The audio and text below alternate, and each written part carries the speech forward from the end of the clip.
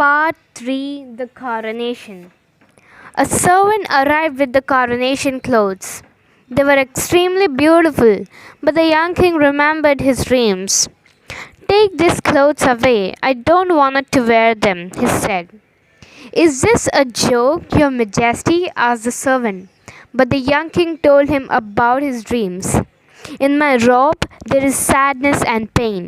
In the rubies there is blood, and in the pearl there is death," he said. The servant replied, "Please forget your dreams. Put on the robe and the crown. The people will not recognize a king without a crown and a scepter." But the young king put on his old tunic from the forest and took his shepherd's staff. "I arrived in the palace with these clothes, and I will leave the place with these clothes," he said. "Now I am ready for my coronation." A servant asked him, "Where is your crown?" And he took a briar of thorns from his balcony. "This will be my crown," he replied. The young king rode his horse to the cathedral. The people laughed when they saw him. "This is not the king, but the king's servant," they said. He explained his dreams, but one man was angry and said, "Do you not know that rich people give poor people work? It is difficult to work for a hard master, but it is more difficult to work for no master. Please return to the palace and put on your coronation robes." "The rich and the poor are brothers," he replied, but the people laughed again.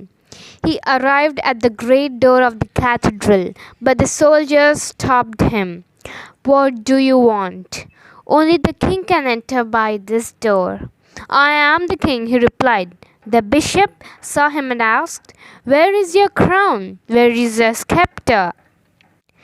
The young king told the bishop of his dreams, but the bishop answered, "Listen to me, I am an old man. There are many bad things in the world, but you cannot change them all.